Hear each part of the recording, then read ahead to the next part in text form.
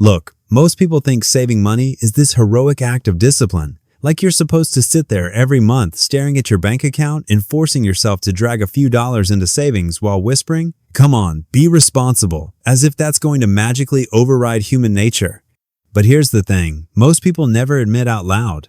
If saving money requires willpower, you've already lost. Because willpower is the first thing to disappear after a brutal workday, a stressful week, an unexpected bill, or the moment you convince yourself you deserve takeout again. And yet, everyone keeps trying to save manually, as if one morning they'll wake up transformed into some ultra-disciplined version of themselves. Spoiler, you won't. Because the real problem isn't you. It's the outdated system you're using. Most people don't fail at saving because they're irresponsible. They fail because they're trying to use a strategy that was never designed to work in the real world, and that's why your money feels like it evaporates the second it hits your account. The good news is, there's a simple formula that makes saving automatic, with no guilt, no stress, no NASA-level spreadsheets, just a quiet system working in the background, building your future without you lifting a finger. And once you see how easy it actually is, you'll wonder why nobody taught you this decades ago. My name is Michael, and I help people understand money the way school never did. If you've ever wondered why saving feels harder than it should, why your income goes up but your savings never follow, or why your bank account feels like it has a hole in it, stay with me. This is the part that changes everything. Point 1. Money you see is money you spend. Here's the problem most people don't realize. If money sits in your checking account, it will disappear. Not because you're irresponsible or bad with money, but because humans are wired to take the path of least resistance, and spending from a full-looking checking account is the financial equivalent of breathing. You get paid, you feel that little rush of relief, you glance at the balance and think, okay, I'm fine. And that's when the tiny leaks start. A quick meal because you're too tired to cook, something from Amazon that felt harmless, a subscription you swear you're going to cancel but never do, and then a friend texts, "Want to go out tonight?" And you say yes instantly because the number in your account says you can. But little by little, that number drops, and suddenly you're squinting at your banking app wondering how a perfectly normal month somehow drained you dry again. You replay your choices, you feel guilty because you thought you were being careful, frustrated because it keeps happening, and confused because you can't point to one big mistake. That's the trap. Spending doesn't feel irresponsible when the money is sitting right in front of you. And that's why depending on self-control is a losing strategy. If your savings rely on you seeing money and choosing not to spend it, you're doomed before you even begin. Point 2. Automatic beats discipline every time. Here's where it gets crazy. People spend hours Googling how to build discipline like they're about to unlock some ancient secret, when the real answer is brutally simple: don't.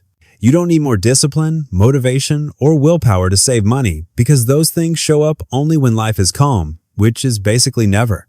What you actually need is automation, the same silent system you already rely on without realizing it.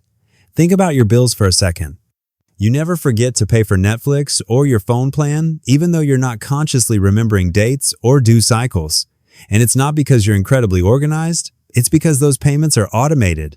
They just happen. Quietly, in the background, and you don't feel stressed about missing them because you never have to take action. There's no decision to make, no moment where you have to convince yourself to sit down and pay a bill, no internal debate about priorities. It's all handled for you. And that's the whole point. If automation works flawlessly for the stuff you owe, it can work just as powerfully for the stuff you owe yourself. If your subscriptions, debts, and utilities can get paid automatically, so can your future. Point 3. The formula, pay yourself first. This is the part nobody talks about because it exposes the real reason most people never save anything meaningful. The entire system they're using is backwards. Everyone pays their bills, buys groceries, grabs takeout, orders a few things online, covers whatever pops up that month, and then tells themselves they'll save whatever's left. Newsflash: nothing is ever left. Because your checking account isn't a storage container, it's a bucket with a giant hole ripped in the bottom. Money pours in, swirls around for a bit, and leaks out faster than you can keep track of. And by the time you reach the end of the month, you're staring at the remaining $23, wondering how life got so expensive. It's not that you're bad with money, it's that you're using a method designed to fail. Imagine trying to fill a literal bucket that's missing half the base. You'd never blame yourself for not being disciplined enough. You'd blame the bucket. Same deal here. The fix is simple, almost stupidly simple. Every time you get paid, your money should automatically move into savings before you get the chance to touch it, think about it, or talk yourself out of it. Because when saving happens first, suddenly, it actually happens. Point 4. One checking account is a trap. If you have only one checking account, you're basically tossing every part of your financial life into the same container and hoping it magically organizes itself, which is like dumping laundry, dishes, and actual trash into one giant pile and expecting it to separate into neat little stacks on its own. When everything sits in one account, your brain sees a single big number and instantly assumes all of it is available to spend, even though a huge chunk of that balance is already spoken for by bills, rent, groceries, or that yearly insurance payment quietly waiting to ambush you. So you glance at your account, think, nice, I can afford to go out tonight, and you go, totally unaware that you're actually spending next week's electric bill because the money is all mixed together with zero visual separation. Then the end of the month hits, the rent clears, and suddenly your account balance drops like a stone and you're left wondering how you overspent without doing anything irresponsible. The emotional consequence is constant stress and confusion because your brain simply cannot distinguish categories when everything sits in one messy pile. One checking account guarantees chaos every single time, which is why you absolutely need more than one. Point 5. The 3-account system. This is where saving becomes automatic, because the moment you stop treating your money like one giant puddle and start giving it actual structure, everything finally clicks into place. You need 3 accounts, and yes, it's really that simple. One checking account strictly for bills, one checking account purely for spending, and one savings account for your future. That's it. No fancy tricks, no complicated budgeting apps, just clear lanes for your money to flow through. Imagine your paycheck showing up, and instead of dumping the entire amount into one chaotic account where everything blends together, it divides itself automatically the second it lands. A specific amount slides into the bills account where rent, utilities, subscriptions, and non-negotiables get handled without you touching anything. Another amount drops into your spending account, which becomes your guilt-free money for groceries, eating out, gas, and fun. And then a third amount quietly moves into savings before you even have time to think about it or talk yourself out of it. Suddenly, the entire month feels predictable instead of stressful because you always know exactly what each account is for and how much you can safely spend. It's controlled, it's calm, it's low stress, because when your money has a job, it stops wandering off. Point 6. Automate transfers based on payday. Most people set their savings transfers on the first of the month because it feels organized and adult, but it's actually one of the easiest ways to sabotage your entire system. You get paid on wildly different days, depending on your job, a holiday, a payroll glitch, or your employer's schedule. But your savings transfer moves on a rigid date, like it lives in its own universe, and that mismatch is a disaster waiting to happen. Here's how it plays out in real life. Your transfer pulls from your account a day or two before your paycheck arrives, and suddenly you're staring at a negative balance, overdraft fees, or a declined transaction at the grocery store. And instead of blaming the timing, you blame the automation itself. You get annoyed, frustrated, maybe a little embarrassed, and you turn the whole system off because you convince yourself it's not working, when in reality, it was just scheduled at the worst possible moment. The fix is so simple, it almost feels too easy. Automate your savings for the exact same day your paycheck hits, morning of, not before. When the money arrives and immediately moves where it belongs, the entire system works flawlessly and you never have to think about it again. Point 7. Start small so you don't quit. This is the part most people screw up because they treat saving like a crash diet, going all in with unrealistic goals that collapse the second real life shows up. Someone making $4,000 a month decides they're going to save $1,000 because it sounds responsible and ambitious, and on paper, it even looks achievable. But then groceries happen, gas happens, rent happens, a friend's birthday dinner happens. That random bill you forgot about shows up like it's been hiding behind a curtain waiting to jump scare you. Suddenly, that $1,000 you proudly moved into, savings needs to come back out, and the whole system feels pointless, so you shut it off. You tell yourself you failed, and that guilt becomes the reason you don't try again. The emotional fallout is brutal because it convinces you that saving is too hard, when really the goal you set was too big. The real move is to start with an amount so tiny it feels almost stupid. $10 per paycheck, 20 if you're feeling bold, something so small it cannot disrupt your life. Then you increase it slowly as your budget adjusts. Consistency is what builds savings, not heroism. Starting tiny keeps you in the game long enough to win. Point 8. Automate your raises. Stay with me because this is one of the smartest hacks almost nobody uses. And once you understand it, you'll wonder how many years of savings you accidentally threw away. Every time your income goes up, even a little, you should automate half of that raise directly into savings before you ever get used to seeing it. It sounds simple, but it completely rewires how your money behaves. Here's what happens in real life. You get a $200 raise and instantly your brain goes, "Sweet, I can upgrade my life now." And without even thinking, you start going to nicer restaurants, buying new clothes, grabbing extra takeout, and letting Amazon convince you that you suddenly need home decor you didn't care about yesterday. And after a few weeks, that raise just evaporates.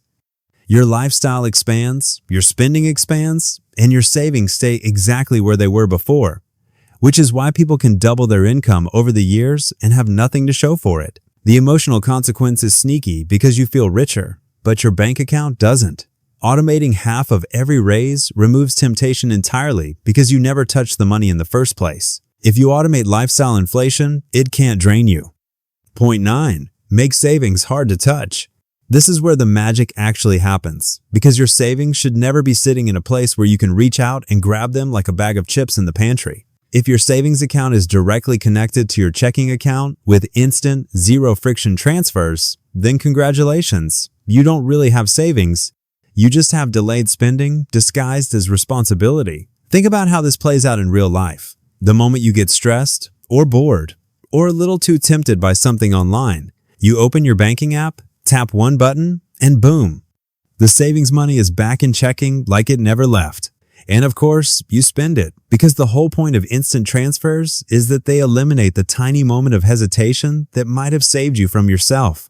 Emotionally, this is brutal because you start believing you can't save, when the real issue is that your savings were never protected in the first place. The solution is brilliantly simple. Use a bank that adds even a small amount of friction, like a 1-day or 2-day transfer delay.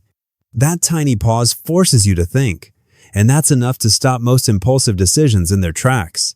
Friction protects your money from impulsive you. Point 10. Create a fun savings account. Most people break their saving habits because the whole thing feels like punishment, like every dollar you set aside is a dollar you're not allowed to enjoy. And eventually that sense of deprivation builds up until you snap and abandon the whole system. So we fix that by making saving feel good instead of restrictive. The trick is stupidly simple. Create a separate savings account specifically for something fun you're genuinely excited about. Whether it's travel, concerts, a new gadget, a weekend getaway, whatever actually lights you up. Suddenly, saving stops feeling like a chore and starts feeling like progress towards something rewarding.